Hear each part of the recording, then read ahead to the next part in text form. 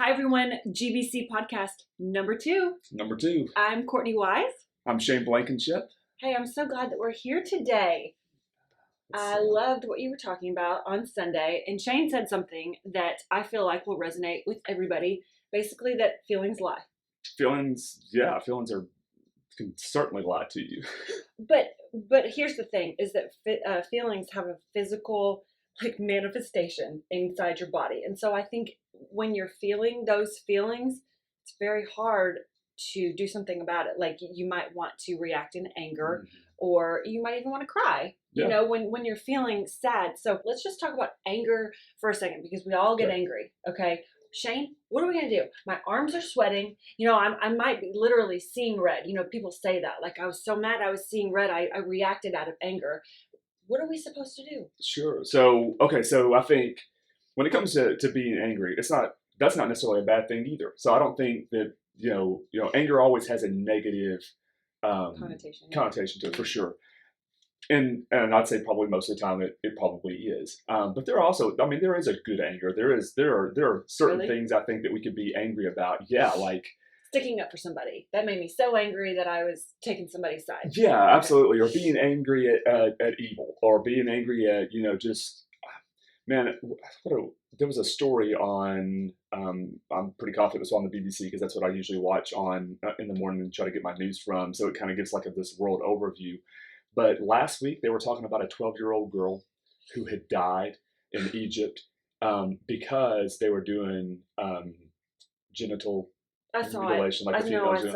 So, and it's illegal in Egypt, but they apparently don't really enforce the laws there because there's a faith background where Muslims believe that emotion or that feeling, that sexual desire, has to be put away, or has to be and they feel like they can stifle it by performing female circumcision, which is a form of mutilation to their bodies, and so many people have died from that. So they've actually worked to make laws to make it illegal, but of course there are doctors who still do it. And so this 12-year-old girl dies, and I feel like in that moment, it's okay to be angry about that. Sure. It's but when someone says something and we don't like what was said, or someone does something and we don't like because we got our feelings hurt, and then we become angry, well, now we're getting to a whole different territory, and I don't think sometimes what happens as a result of that kind of anger ends up being an issue or a problem, or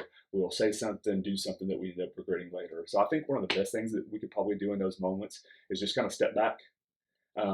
If we can have the transparency with ourselves enough to realize that, hey, I'm getting angry right now. Yes, being just aware. And if it might be a physical symptom, and I think sometimes we're like, well, no, it doesn't. I mean, I reacted that way because I was angry and I was really mad. Well, I think if you step back and just put some space between you and the situation, whatever it is, you can kind of take a breath and be like, okay.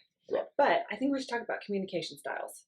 If we're going to go through feelings and just kind of sift it out, we're trying to be peaceful people. We try to act like Jesus. What would Jesus do if he were angry or dealing with an angry friend? Talk it out, maybe? Sure. Well, definitely talk it out. I think there's nothing wrong with that. And I think it's interesting when you look at Jesus and the moments that he does get angry. The places where Jesus gets angry in the scripture is always with religious people. Like, that's the people that he gets angry with are the Pharisees. The people that he lashes out against are Pharisees, and then arguably when he goes to the temple and he's overthrowing the tables of the money changers, then there's obviously a display of anger there. Okay. That's right. So you see that with Jesus. So I think the question is then, okay, well, why? What was causing that? What was the issue? And those people are trying to keep those who are far from God from getting close to God every single time. When he gets upset with the Pharisees, it is always in the direction of, man, they are keeping people away from Jesus. Okay. They are keeping, when he rebukes his disciples. So I guess there's even, now that I'm thinking through it, there's even that aspect to it. When he rebukes them, there are moments where he rebukes them because they were keeping people from getting to him. And it's like, no, let them get to me, or let the children come to me. Don't rebuke those children. So Jesus gets angry about that and addresses it. But when it comes to stuff that Jesus doesn't get upset over, that maybe we would get upset over, like that sometimes I think is like maybe a personal preference, or Yeah. just we had this thing in our head of the way something was going to go, and then it didn't go that way, Expectations. and the expectation failed, and then we responded with anger, or we responded with just shutting down, or fear, or however we responded with. And I think that's in those moments where you can step back, Mm-hmm. and if we could look at it and be transparent enough with ourselves to go, okay, this is bothering me. There's a reason it's bothering me. Before I say something I'm going to regret, before I do something that I'm going to wish I didn't do, step back for a minute, Yeah. and breathe. Well, and I think your military experience, you can probably tell us a lot about some hotheads in the military, Sure. right? And I don't mean to be pinpointing a population, but what I Mm-mm. am saying is that I think that you've probably had some interpersonal relationships with people where you've had to mentor them and talk with them. And I think one of the things that I at least try to tell myself in some podcasts that I've listened to is like to separate yourself from a reaction and a response, and always give a response instead of just being like, okay, well, I'm mad, and well, Shane, we're just not going to be friends anymore, and blah blah blah. And very human thing to do, Yeah. and we've all done it. But do you have anything maybe like military wise that you've had to deal with, and you had to react or you had to respond? Well, honestly, I'd say most of the military stuff is with like family stuff within military, like soldiers and their spouses, Yeah. and because and this isn't an excuse what I'm about to say, so I'm not trying to make an excuse for a soldier or their behavior or anything like that. But sometimes they will bring whatever they have been dealing with, Yeah. and bring that home, and then something develops out of nothing. The trash wasn't taken out, or the soldier maybe had, and I'm just totally making this up, but there was this expectation that dinner would be done when they came in. Again, just totally made up, but it wasn't. And all of a sudden, like, it blows up into this fight that it's like, are we really fighting about food? But we are, because it was really about more than that anyways. And they brought that in there. And so, unfortunately, a lot of the counseling, a lot of the talking with families and working through those kinds of things. Yeah, I mean, they did blow up. And it usually boils down to expectations, and they had these unrealistic expectations, or these expectations that weren't communicated in the first place. That's what I was going to say. Yes, exactly. And the other person didn't know, and you just believed that this was going to happen, and then it didn't happen, and people always respond out of that, if they don't have the clarity. Well, two things that have really helped me as far as communication and like communicating my expectations, if there are expectations, is if I'm talking to someone, I tell myself, or I tell the person, like, hey, Shane, the story that I'm telling myself in my mind is that you don't really want to do this podcast with me. Yeah. Or, whatever it is. And then you're like, no, that is not what I meant. And then we're like, oh, okay, well, let's just talk it out. That's the first thing. And then the second thing is for me to repeat back what you've said so that I'm understanding it, because you might be saying it in a way that, I mean, you just have different perspectives, and you're not listening maybe in the way that you need to be. And so those are the two things that, I mean, even in my marriage, that I have to concentrate on. I'm like, Kyle, did you really mean it when you said blah, blah, blah? And he's like, I never said that. I'm like, oh, that's what I heard. And then we can move on, Well, that's great. And that is great. That's a great practice to do. And I know we're not always perfect at that, but it's difficult. Yeah. I was actually talking to someone last night about that very thing when it comes to, just as far as the marriage goes. And it wasn't an anger thing, but just listening to what the other person said, because I did their premarital counseling. I said, if you think back to your premarital counseling, one of the things that I do in that counseling session, or in one of the sessions, is I make them come up with 5 things that they love about the other person, 5 things that they wouldn't change if ever, and then I usually make them come up with 5 things that bother them, or they don't like, or they hate. I know it's a strong word, but like, come up with, give me 5 negative things that you don't like, that you would change, that frustrate you about the person, 5 things that you love about the person, and then we talk about those. But after they get done saying what they don't like or saying what they love, always have the other person say, now, what did they say? Yeah, what did you hear? Because it makes them communicate, one, and 2, it gives you insight to what they actually heard. Because sometimes what we hear, like you said, is not what is being said. It's just how we took it. Well, and I think it also gives the other person a chance to rephrase something if they need to. They're not Hmm. just kind of like spouting off at the mouth. And it takes a lot of self control to have that type of conversation with people. So I think that your idea of stepping back first, take a breath, and then be like, did I hear you right when you said, blah blah blah, and I think, like I said, you're trying to control your emotions here Hmm. and try to get to the root of the problem, which brings me to this book. I'm a big reader like Yep. yourself, and this book is called Battlefield of the Mind by Joyce Meyer. She's so great. She's Hmm. written so many books, but I'm just going to read this really fast. It might be helpful for you.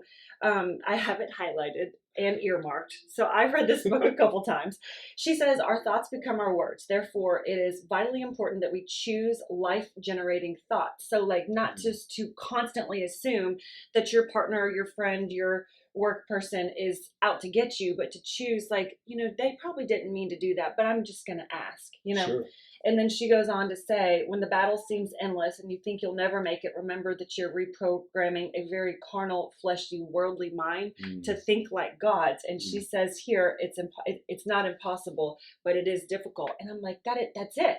It's we, he didn't make us to think like That's him, right. and so it's kind of a sanctification process in its own, is it not? For sure, and that's how God transforms us, and we forget that. Ugh, it's so hard. Transformation is the renewing of our mind, and there's so much. And I told you before we started shooting this that I haven't read the book, but I mean, I'm sure that it speaks to some great things, because that really is speaking at the heart of God's work in us for renewal, for restoration. Hmm. He changes the way we think. He restores the way we think. He restores the brokenness of our mind.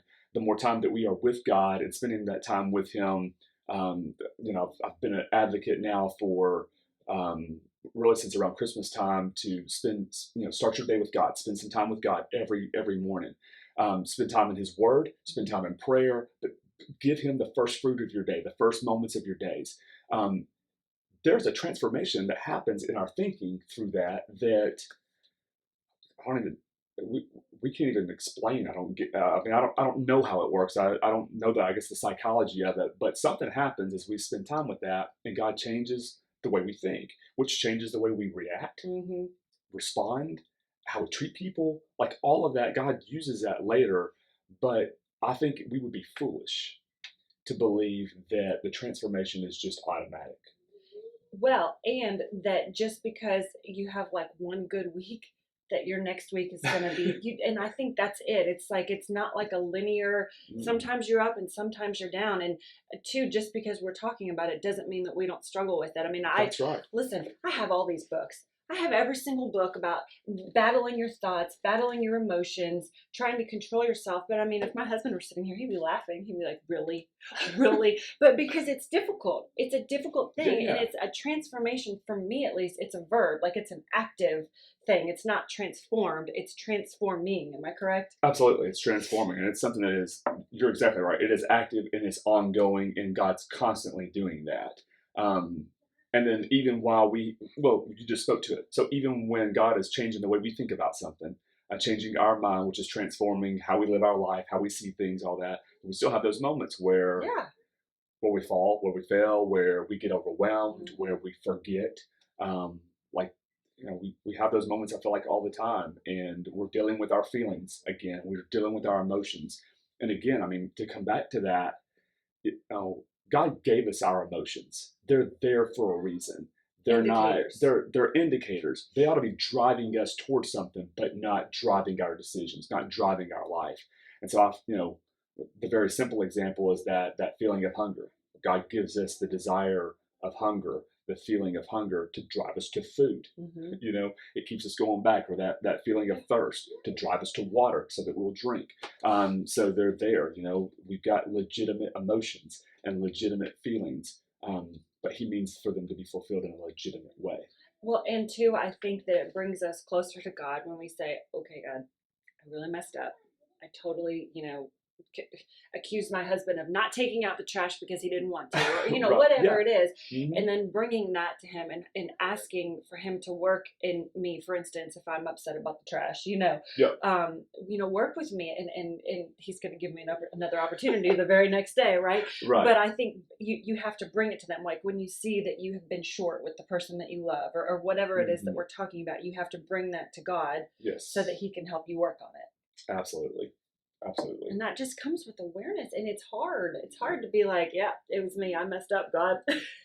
Yeah, that's another interesting point. We don't have to go down this road, but I just was thinking, because I mean, if we're all honest, we all love us some self. Well, yeah. So we're pretty selfish. Maybe that's a culture thing. Maybe it's just a human thing. I don't know. But it's a little bit amazing at how much we love ourselves, but how much we don't know ourselves. That's good.